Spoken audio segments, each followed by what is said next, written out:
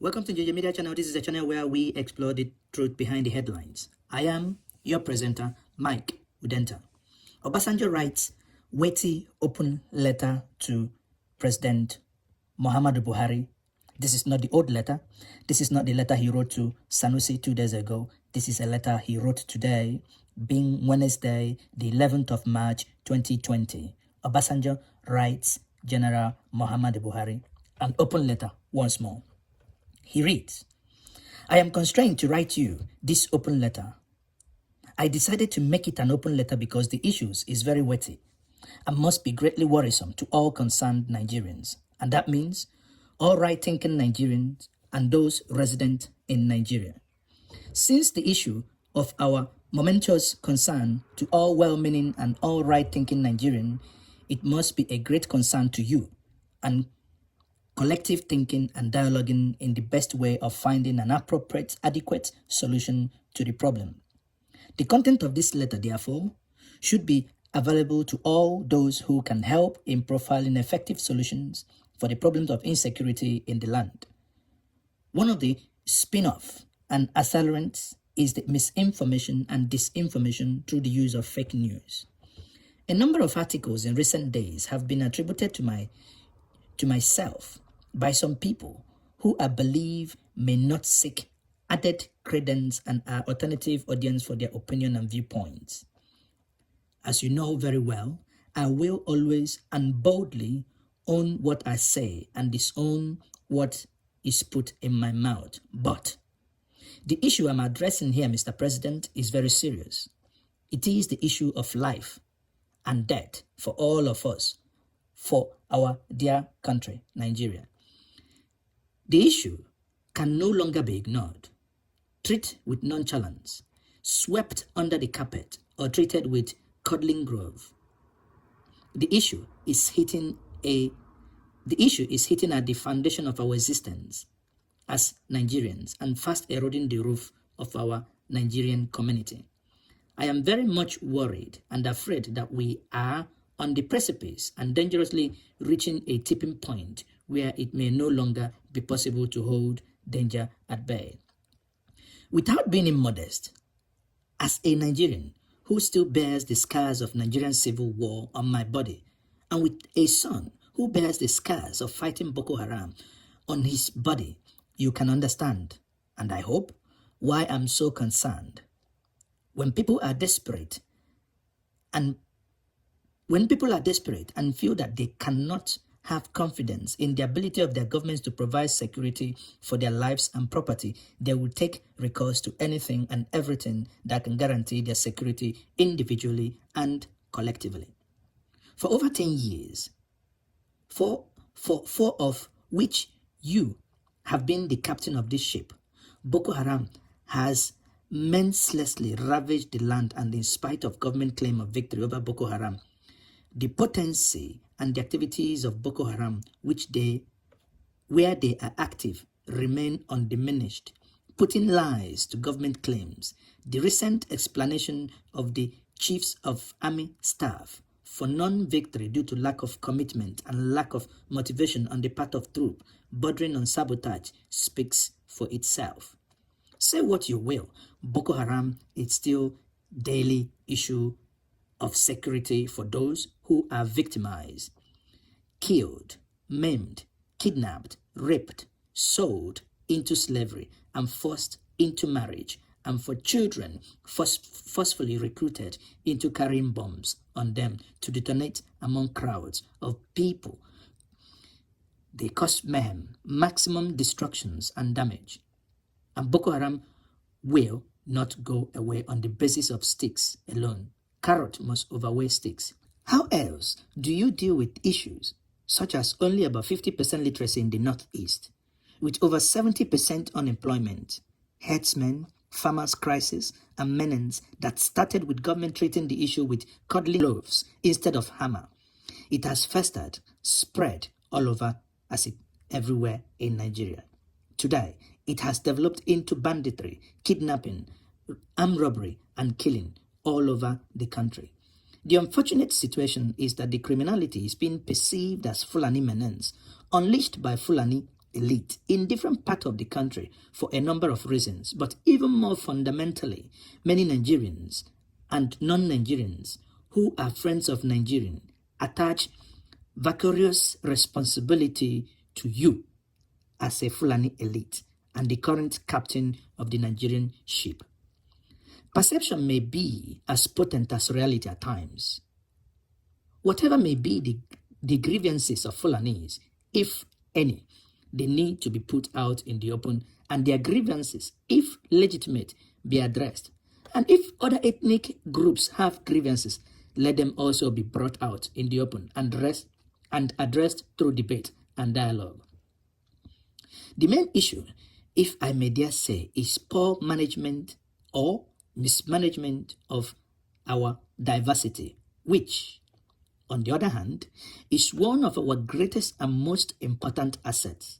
As a result, very onerous cloud is gathering, and rain of destruction, violence, disaster, disunity can only be the outcome. Nothing should be taken for granted. The clock is ticking. With the cacophony of disaffection and disaffection everywhere and in and outside the country. The presidents and the Congress in the United States of America have signaled to us to put our house in order. The House of Lords in the United Kingdom had debated the Nigerian security situation. We must understand and appreciate the significance, implication, likely consequences of such concerns and deliberation. No one can stop hate speech, violent agitation, and smuggling violent agitation if he fans the amber of hatred, disaffection, and violence. It will continue to snowball until it is out of control. A stitch in time saves 9, goes the old wise African saying. With the death of Funke, Chief Fasoranti's daughter, some sympathetic Nigerian groups are saying enough is enough. Professor Anya, a distinguished Nigeria merit laureate, has this to say: we can no longer say with certainty that we have a nation. Niger Delta leaders, Eastern leaders, Middle Belt leaders, and Northern Elders Forum have not remained quiet. Different ordinary Nigerians at home and abroad are calling for different measures to address or ameliorate the situation.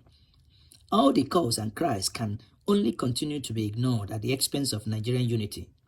If not, its continued existence. To be explicit and without equivocation, Mr. President and General Muhammadu Buhari, I am Olusegun Obasanjo. I am deeply worried about four avoidable calamities, and here are the calamities I foresee. Number 1, abandoning Nigeria into the hands of criminals who are all being suspected, rightly or wrongly, as Fulani, terrorist, or Boko Haram type. 2, spontaneous or planned reprisal attack against Fulani, which may inadvertently or advertently mushroom into program, or Rwanda-type genocide that we did not believe could happen, and yet it happened. 3, similar attack against any other tribe or group anywhere in the country, initiated by rumor, fear, intimidation, and revenge, capable of leading to program. 4, violent uprising, beginning from one section of the country and spreading quickly to the other areas, leading to disarmament of the country, leading to dismemberment of the country. It happened to Yugoslavia not too long ago. If we do not act now, Mr. President, one of these scenarios may happen. We must pray and take effective actions at the same time. The initiative is in the hands of the President of the nation, but he cannot do it alone. He would need help. In my part of the world, if you are sharpening your cutlass and a madman comes from behind to take the cutlass from you, you need other people's assistance so that your cutlass, so to have your cutlass back without being harmed. The madman with serious criminal intent and terrorism as core value have taken your cutlass of security. The need for assistance to regain control is obviously compelling and must be embraced. A couple of weeks ago, at a public lecture, I said, among other things, that I, Olusegun Obasanjo, in all these issues of mobilization for national unity, stability, security, cooperation, development, growth, progress, there is no consensus amongst all this. Like in the issue of security, Mr. President, government should open up discussion, debate, and dialogue as part of the consultation at different levels, and the outcome of such deliberations should be collated, form input into a national conference to come up with solutions that will effectively deal with the issues and lead to rapid development, growth, and progress, which will give us a wholesome society, enhanced living and livelihood in an inclusive and in a shared society. It will be a national program. We will need unity of purpose and intentionally accepted strategy roadmap that would not change with whims and caprices of any government. It must be owned by citizens. People's policy, strategy implemented by the government, no matter its color and leaning. Some of the groups that I would suggest to be contacted are, namely, traditional rulers, past head of services, no matter how competent or incompetent they have been and how much they have contributed to the mess we are in. Past head of paramilitary organizations, private sector, civil society, community leaders, particularly the most affected areas, present and past governors, present and past local government leaders, religious leaders, past head of state, past intelligence chiefs, past head of civil services,